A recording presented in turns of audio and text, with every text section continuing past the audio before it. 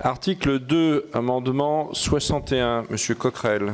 Le fait de considérer que les soldes structurels peut permettre de juger d'une politique est quelque chose qui n'a pas d'efficacité économique, et nous préférerions évidemment très nettement que les engagements de la France auprès de l'Union européenne prennent en considération par exemple des objectifs en termes d'emploi, de recherche, de développement, de changement climatique et d'énergie, d'éducation ou de pauvreté, d'exclusion sociale. Autrement dit, nous remettons là en question cette politique qui vise à faire de la question des déficits, et sans même en plus parler du contenu des dettes, l'alpha et oméga de la bonne santé des États qui composent l'Union européenne, avec la pression que l'on connaît via la règle d'or sur ces États.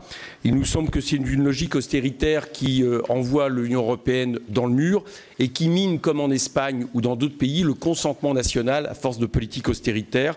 Je voudrais d'abord dire à Madame de Montchalin et à Monsieur Courson, c'est que ce qu'on lègue aux générations à venir, c'est pas seulement la dette, c'est un patrimoine en général. Voilà. Et que le patrimoine de la France, il est très élevé. Et qu'il faudrait peut-être arrêter de considérer uniquement cette question à l'aune justement du taux d'endettement, et considérer qu'est-ce que la dette. Enfin, ça, c'est une chose que je mets à part.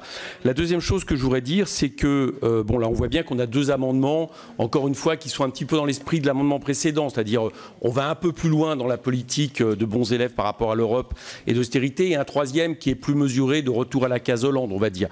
Mais moi, ça me permettrait, j'utilise un peu cet amendement pour dire quelque chose, c'est que ce qui m'étonne, c'est que tous ces calculs sont faits sur une trajectoire budgétaire qui est la même projection de croissance de 1,7%, sauf 1,8% en 2022.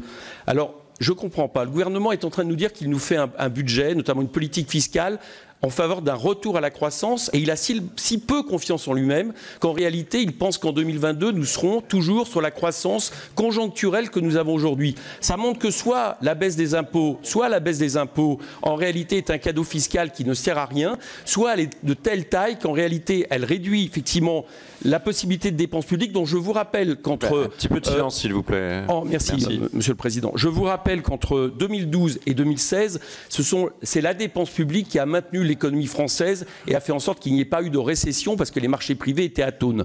Donc voilà, je m'étonne un peu quelque part d'une telle franchise qui reconnaît qu'en réalité cette politique n'apportera pas le moindre sursaut en termes de croissance.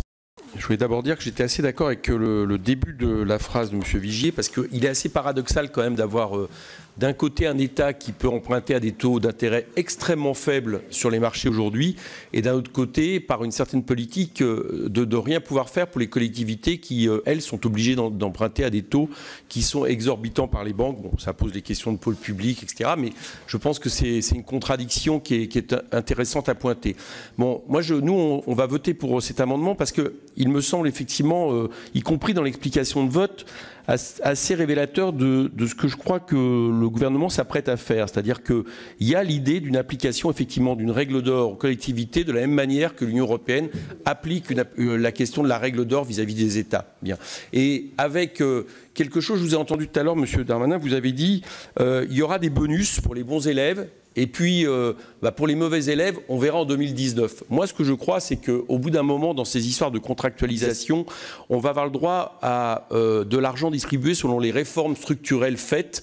Bon, et donc, on sait très bien ce que sont les réformes structurelles dans cette novlangue. C'est moins de fonctionnaires territoriaux, moins de dépenses, etc., selon des jugements qui sont à peu près les mêmes pour lesquels la Commission européenne juge le déficit des États. Donc, pour toutes ces raisons, je pense que c'est un bon amendement et j'espère qu'il passera. Merci.